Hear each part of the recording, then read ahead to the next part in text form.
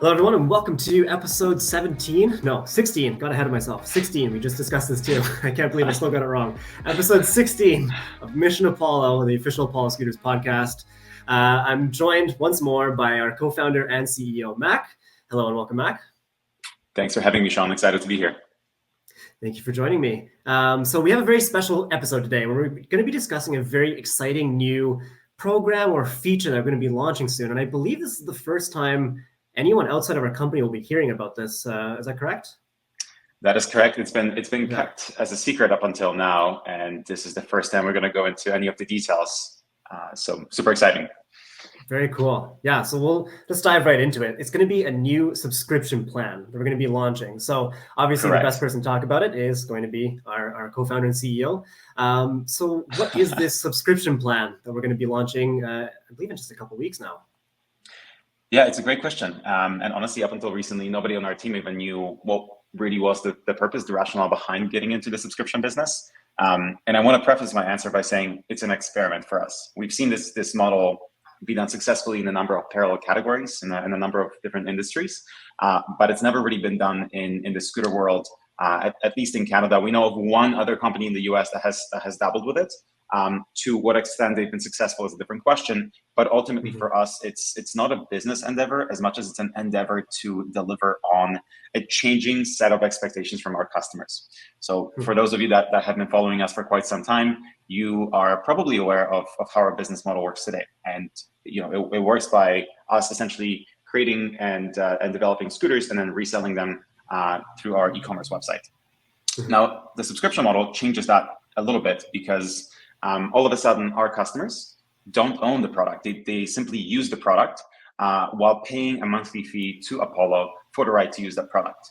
Now, what's really exciting about that model is that it actually comes with three substantial benefits compared to the e-commerce approach, compared to the outright sales model. The first one being flexibility, right? So there's going to be two main plans that we offer. There's going to be a monthly version and an annual version. And ultimately, if you are here for a summer, if you're here for a temporary work assignment, if you're maybe just trying to get into scooter but you don't want to commit, the monthly program is perfect for you. You get that no commitment approach, and you still get a really killer product to play with.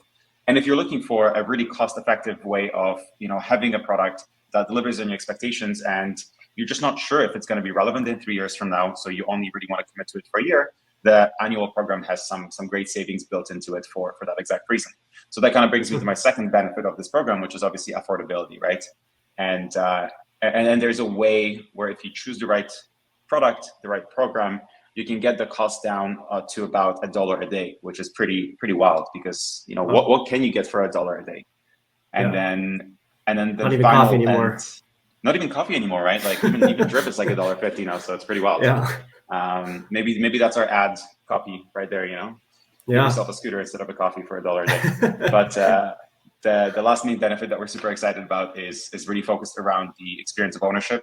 So for anyone who owns a scooter today, they're fully on the hook and they have the responsibility to take care of the scooters, to maintain them, to repair whatever breaks.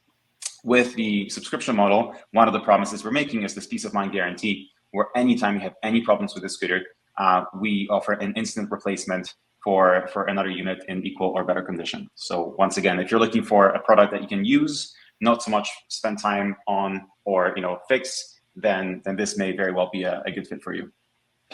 Very cool. Okay, so let's take a step back. So I guess, let's clarify what it means by a subscription program, because that can mean a lot of different things. And what you've explained there is this is basically like a rental service, or maybe more accurately, like leasing a scooter, right?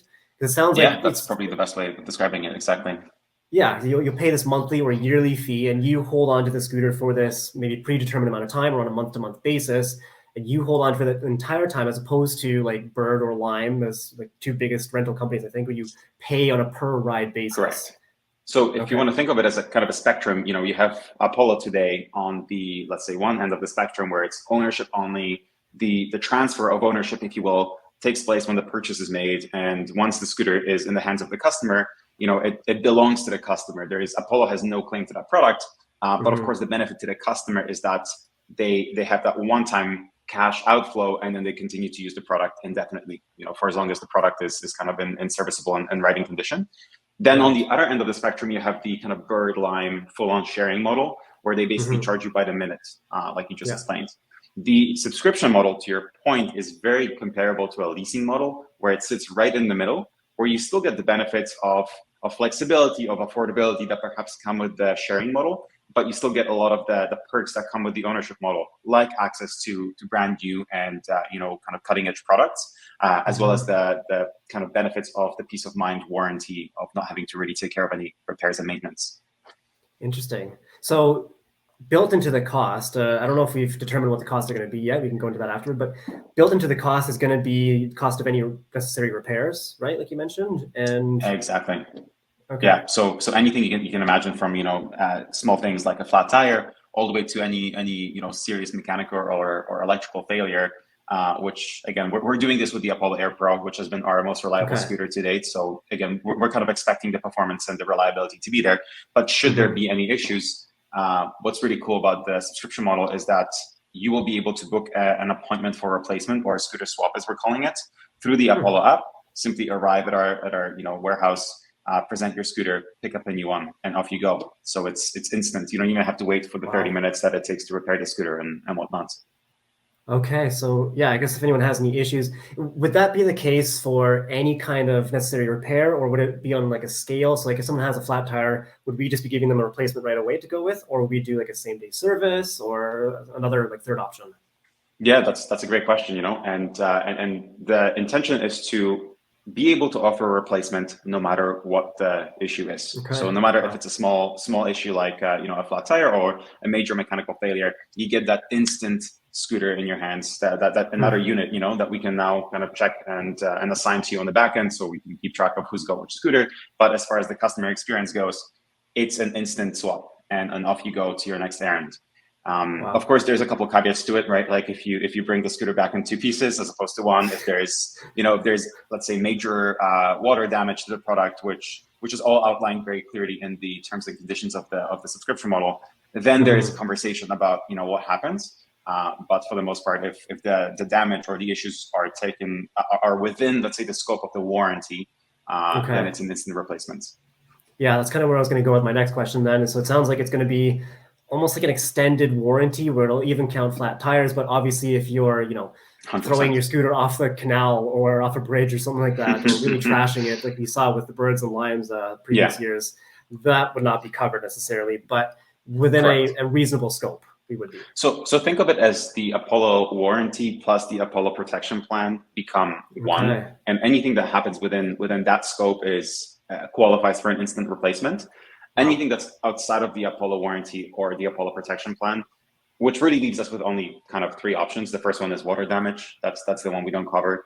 The second one is any kind of major mechanical failures, like let's say getting hit by a car and the scooter frame gets bent in a direction that it should be pointing in. So things like that, And then the last one is ultimately theft. So if you essentially come back without the scooter that we gave you. So those are kind of the 3 main categories that are not covered by the instant replacement.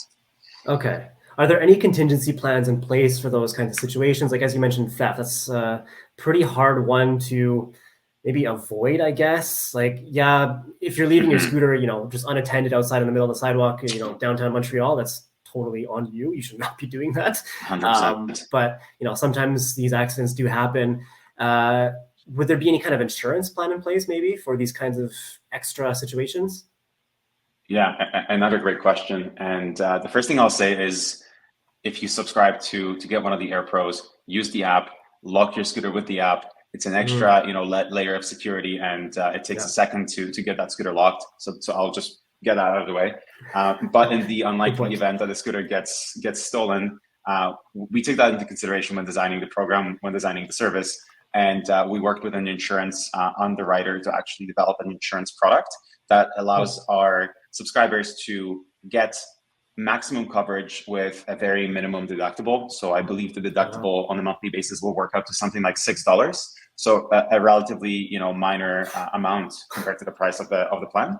And what it's going to do is it's going to bring back the deductible in case of theft to a reasonable $250. As opposed to getting charged, the full value of the product, which is $1,000 Canadian. So in other words, for a small monthly contribution, you kind of hedge the risk and bring it down to something that's a lot more manageable than having to pay outright for the full product. So an extra $6 per month, you're saying, for this insurance? I'm 90% sure it's going to be $6. Okay. I think it might be $6.50 or something in that range, okay. but around. Don't hold us to an exact dollar amount if you guys exactly. are watching. we're working on it.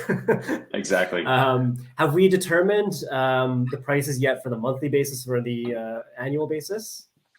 Yes, we have. So in both cases, the actual withdrawal from the credit card will be taking place on a monthly basis.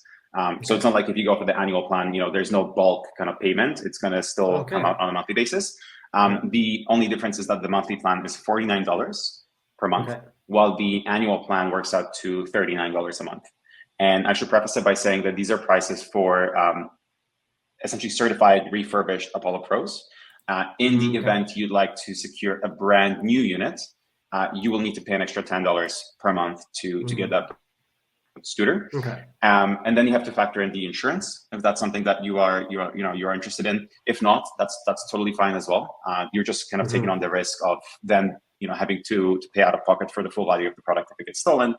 And then I suppose any accessories you may want to purchase, like a phone holder or a lock, which might as well help with the theft conversation. That's pretty much it. There's a one-time $50 fee whenever you sign up to honestly just help us cover the delivery expense within the greater Montreal region. But that's pretty much it. So if you go for the open box refurbished option on an annual basis, it's $39 a month, which, like I said, ends up being very, very affordable, almost $1 a day. Yeah. Even with just like the month-by-month basis, if you get the insurance too, that's under $60 still, I'm pretty sure. That's it. Very reasonable.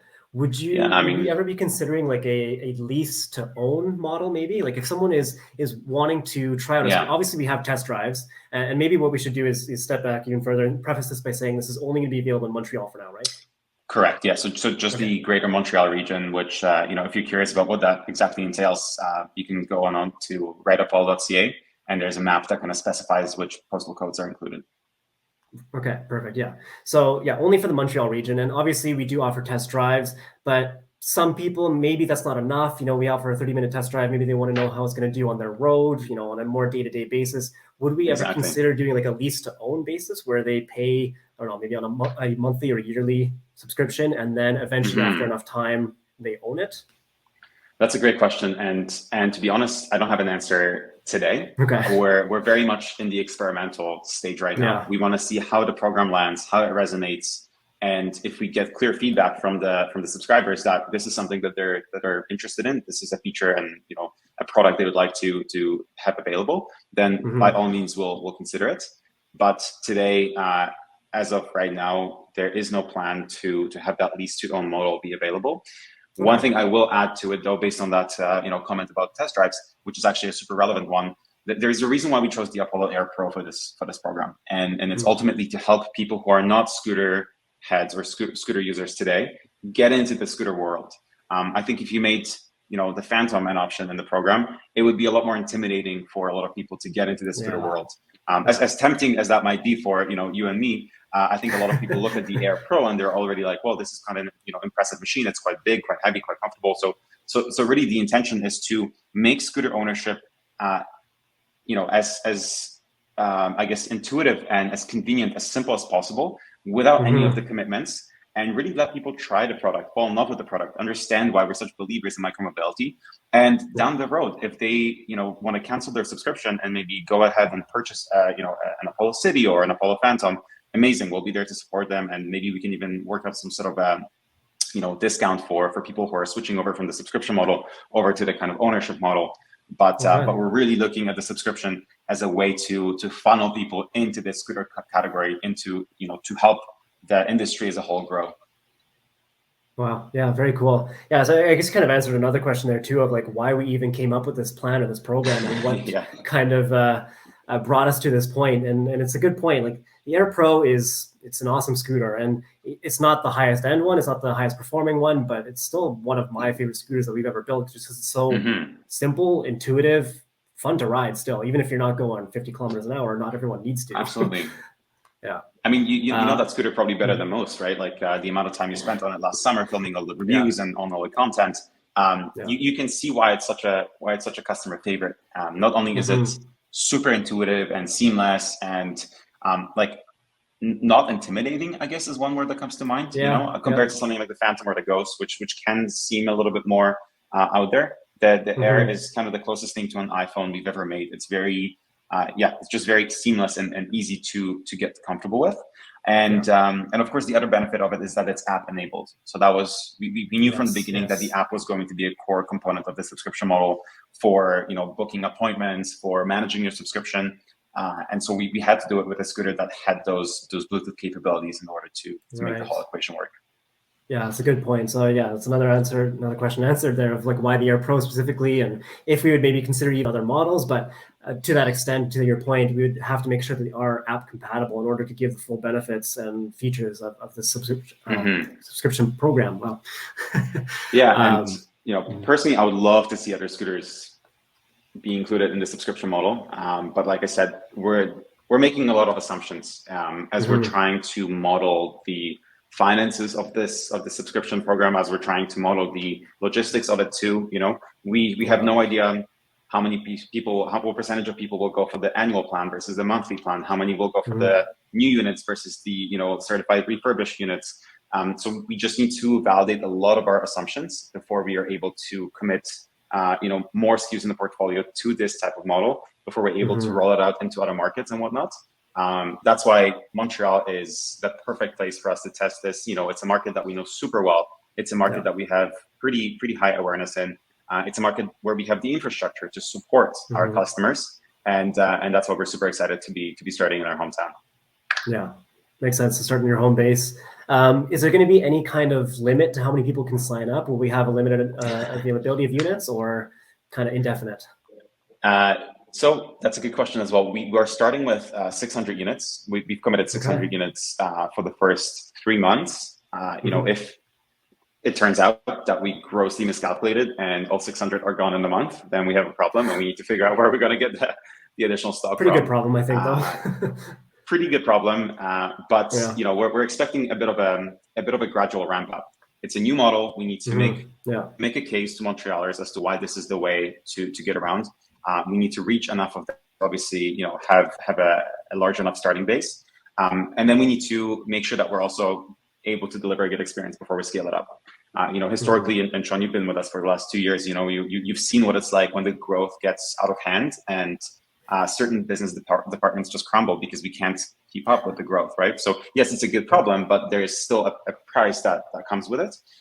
So we learned from that, and we really want to make sure that we take it slow and kind of ramp up as we build capacity internally, so that we can continue to offer that good experience and that good service while growing the business at the same time. For sure, yeah. So if you guys are watching right now and you think you might be interested in this subscription program, this kind of lease program, let us know in the comments right now. We want to know how many people to expect. 600, I think, is a pretty good number, but if we're going to blow that out of the water by, I don't know, another double that, it'd be a good idea for us to know. So let us know in the comments. Exactly. And we have this stock available. We just need to essentially know 2-3 months in advance in order to reshuffle it accordingly. But I know you want to go there next, so I'll let you lead with the questions. But if Montreal goes well, it's just the beginning. So very excited to see where it takes us. That was literally my next question. Yeah, you can read my mind. So assuming this does go well, what is next in the plans then? If not even just other models, other locations, other hub cities? Sean, the world is our oyster. Maybe the Phantom subscription model in New York is the next step, but no, I'm kidding. Obviously there's some considerations that go into how we scale this, right? And like I said, the first consideration is always going to be, how do we continue to deliver a good experience while increasing our volume, while increasing the number of subscribers. So the first thing that comes to mind when you think about maintaining that level of experience is obviously the infrastructure that supports servicing. You can't have a subscription model available in any market without the infrastructure, without the repair centers, without the technicians that can fix these scooters when something goes wrong. That is precisely why, if we choose to expand the subscription model to other markets, it will follow the order, or rather it'll expand based on where we have that infrastructure. So obviously the next place we expanded to just now is New York. We just opened up a servicing facility in Brooklyn. Shout out to Peter and Sankar. And that seems like a very reasonable next spot for us to be targeting with the subscription model. And if that one goes well, then obviously we are, back to the drawing board and thinking about where do we go next? Where do we have repair centers that can support this type of program? And and simultaneously, I think that's when the discussion about including other models in the subscription model becomes a possibility. We have another model, a very entry-level model coming down the pipe, going to be announced probably in April or May. That might be an interesting addition to this. The Apollo Mini, which is going to be, like I said, kind of a Xiaomi Pro alternative. So really entry level, very basic, very simple, but also super sturdy and quite sleek. So that plus the Air Pro might be a very attractive combination in terms of entry level, and then slightly more intermediate, slightly more power and range. So that to me makes a lot of sense as a combination. That once again helps us funnel people into the category, right? And hopefully get them to become Apollo owners down the road. Wow. So for all of our viewers and listeners, you guys got 2 sneak peeks for the price of 1. Not only the subscription plan, but I think this is the first time that we are announcing the new model, the Mini, coming soon too, which is going to be our ultimate super entry-level lightweight scooter, I think is what you're saying there. Yeah, I mean, you remember the Air, right? We had the Air for a hot second, and unfortunately, the price to spec ratio just wasn't quite there. And so it got us thinking, because ultimately it was we knew there's a segment that we were not servicing with that 7AH 350 watt kind of combination. But really the price point was a bit too aggressive at, I think, 700 Canadian, about 600 US. And we knew we had to bring it down to, at least, let's say 500 US and maybe 600 Canadian to make it competitive. So that's precisely what the Apollo Mini answers from a spec perspective, from a pricing perspective. And I'll let Alwa and you as well, Sean, do the full announcement later on. But it's a super cool portable little guy. And the last thing I'll say is that it's not going to be available on the website. That's the one caveat I want to be very transparent about. It's not a product that we want to be focusing on from the e-commerce distribution perspective. It's a product that's fundamentally perfect for marketplaces like Amazon, Best Buy, Costco, and also the subscription model. So those will be the only 2 ways to actually get your hands on one of the Apollo Minis, either through the subscription if you're in the right market, or through the big box retailers if you're not in the market where we offer a subscription. Very interesting. Yeah, we'll save more of this information for a proper podcast or review coming down in a few months, but very exciting stuff. And yeah, if you guys are watching, hopefully you are, and you've got 2 news for the price of 1, so that's pretty cool. But going back to the markets, obviously I would hope you guys have watched the new announcements that we've released, that we have opened an official repair center in New York. I think you mentioned it's Brooklyn, but I think it's actually right on the border of Brooklyn and Queens, technically Queens, I forget, but pretty central location from what I remember. And so hopefully it should be very accessible for the entire New York region. Quick recap of the repair centers: they will also be accepting incoming shipments too for repairs. So it's going to speed up the repair process for a lot of people across the country. And on top of that, we're going to have our tech crew program. So really lots of layers to the service and support that we're offering to our customers and our community, which is really exciting. And now being able to base the subscription model and plan where we're located for repair centers too is an even better benefit, I think. Exactly. Yeah, so it's very, very well laid out, Sean, and I think hopefully the listeners are able to see the synergies between the different projects that we have going on at the same time. The tech crew with the repair centers ties in beautifully with the subscription model, because obviously, like I explained, it kind of relies on that ability to service our products. Our products, like the City that we just announced, continually improving, becoming more focused on build quality and reliability. Once again, that's something that we want to bring all the way down to the Air Pro at some point, as well as the Mini. So there's multiple kind of things happening at the same time that all feed into one very cohesive kind of strategy. And we're very excited to see how the market, how the community responds. Because personally, I'm a huge believer in the subscription model. I think if I was in the market for a scooter, I don't think I would be tempted by the $1,500, $2,000 option. I would be very much tempted by the $50 a month option, which kind of gives me a lot of the same benefits. And in particular, the peace of mind guarantee, not having to worry about any repairs, knowing that I can instantly swap my scooter out for a working one. I mean, that's a game changer. So really hoping that that's something that a lot of other people can resonate with, and it's not just me. Yeah, no, I think that's going to be huge. And yeah, especially like, as you said, for anyone who's not sure about a scooter, who wants to kind of try them out, test drive is not enough of an experience, but you also don't want to commit to paying like $1,000 even for the Air Pro. This is like the perfect in between. Lease the scooter, basically, try it out for as long as you want, honestly, and see if it is really right for you. So yeah, I think that's going to be huge. It's going to be very exciting. And yes, please let us know in the comments if this is going to be something you're interested in. If you are in the Montreal area, or even if you're in other cities across Canada and the US, let us know if you want to have a subscription model in that city. Of course, it would be contingent on us opening up another repair center, ideally, because that would be where we would base, all of that location. Could we maybe give a hint at where else we're looking at for repair centers and then subscription models? Yeah, absolutely. So, we're going in order of our biggest customer base. So having checked off New York off the list, the next option is between Miami and Florida, or somewhere in California. It's either LA or San Francisco.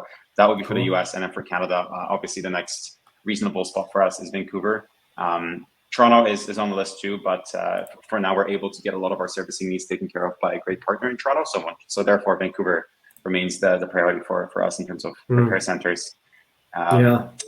Yeah, I mean, listen, the great news is that we learned a lot by opening stores last year. We had a very different approach to retail in general, and it was focused on high street, high traffic locations, really having that kind of in-store retail experience, which was, I think, really fun, but it did not necessarily translate into the most optimal results for us. So the change of approach there is now we're focusing on spots that are not necessarily high street locations, like the one we opened in Brooklyn, but they're still super accessible. So the focus shifts from selling scooters to servicing scooters. That's why we're not calling them stores. We're calling them repair centers. And the magical part of all of this is that, first of all, they're far more financially feasible for us to open. Because we're spending maybe a third of what a retail store would have cost us, which means we can open many more than we would have been able to otherwise. And with the presence of those repair centers in multiple markets, we're able to roll out the subscription model much faster. So again, it's kind of a win-win. Great experience for our customers, additional business model options down the road, and of course, investing in that community, in that presence in all of our key markets. So really excited to see where we end up this year in terms of repair centers and the subscription model as well. Yeah, it's all very exciting developments. And as you mentioned, last year we had the storefronts open for Toronto and Vancouver, where people come and test drive the scooter, because it's a tricky balance when most of our business is e-commerce based. People we're able to save a lot of money for us and the customer by doing it by this way, but people do still want to touch and feel it and see, and so it is a very tricky balance. I think being able to offer this subscription model, even where we don't necessarily have, a physical presence, we'll change that for these people. So maybe this is too far in advance, but you mentioned Toronto as one of our biggest markets too. Is this something we consider opening up because we're so close to Toronto, it wouldn't really make sense to open up a repair center. Would we still consider a subscription program for them too? I don't want to say anything that I can't take back. But if 1,000 people comment in the comments right now saying they want to opt, I'm kidding. But frankly, it all depends on the fulfillment facility. We just signed an agreement with in Toronto. So we just opened up a new 3PL fulfillment center in Toronto, which is going to be amazing in terms of delivery times for all the customers on the East Coast. If they're able to assist us with the kind of rollout of the subscription model in Toronto, then I can very, very well see the possibility of us having the subscription model in Toronto without having a physical presence. However, if they are not open to that type of support, then we need to give it some more thought. I'm not sure. I'm not sure we want to commit to offering a service that we can't support. Yeah, that's fair. Yeah. And yeah, I guess just to answer simply is just to say that we are considering it. And it is something that we want to think about because it is one of our biggest markets. But yeah, as you touched on, because we're so close, we have the repair center in Montreal. It doesn't necessarily make sense to have a second one in Toronto. And that's just added costs. But especially for New York and hopefully either Miami or somewhere in California, being able to have that physical presence and being able to rent these scooters out, lease them is a huge opportunity and option. And I think just being able to compare that model with the storefront retail test drive model, I think it requires, I'm guessing here, less hands on deck really, because you don't have to have that customer facing support. Yeah, I mean, our goal is ultimately to make it as easy for people to get a scooter as possible, right? And we felt initially e-commerce was the best way of doing that. And at some point we felt maybe we had reached a limit in terms of how many people we could realistically convince to buy a scooter without seeing it, which is what pushed us to explore the retail avenue. However, the issue with retail is that what we learned is our stores basically sat there empty Monday through Thursday, and we only really had people in the stores, Friday, Saturday, Sunday. And yet you still have to have staff and, pay rent Monday through Thursday. So there's coming from the background of e-commerce where, we're essentially open 24/7 and there isn't really any incremental cost for every additional sale we make. It was very difficult for us to get behind this level of inefficiency from kind of a resource utilization perspective, which is ultimately what prompted us to explore this repair center direction where, like I explained, we have locations that maybe aren't, Gastown in Vancouver or, any fancy street in the downtown area, but they're still, within a 10-15 minute drive or metro ride. So super accessible. And the rent is, a fraction of what we would have paid downtown. We're able to have a more flexible schedule and our mechanics are there only when the appointments are being booked. So it just makes a lot more sense. We're still able to offer a fantastic level of support for the customers in those markets and do it in a way that doesn't necessarily, hurt us as much financially as the regular retail stores did. Yeah, exactly. Yeah, so it's kind of a winding question that I was winding up there, but you answered it perfectly. That's exactly what I was looking for. And yeah, when the main function is like repair center and then add on the subscription plan, I think that's a much more palatable investment. And I think that makes a lot of sense. Yeah. So I think that's all the questions I had. I don't know if there's anything else you wanted to add on, but maybe we should just give out some final dates of when this program will be rolling out for Montreal and if and when we have an end date for the program too. Yeah, I would say we're officially rolling it out in Montreal on April 4th. The initial target was April 1st, but then we figured people would not take us seriously, so we moved it to April 4th. That's a good point. This is not a joke. It's a huge project the whole team has been working on for a number of months, and so now it's April 4th. Obviously pending the snow melting, but it looks like we're on the right track to be snow free. Hopefully by this weekend, we'll see. Which means April 4th is a very realistic opening and starting date. Like I mentioned, we have a limited quantity available for the first couple months, but we'll be monitoring the turnover very accurately and very closely to make sure that we have additional scooters available if the subscription program takes off in Montreal. The website is rideupall.ca for anyone interested. It should be live as of next week, so feel free to take a look at it. And I suppose by the time this episode goes live, maybe it's already up. Who knows? So check it out, rideupall.ca.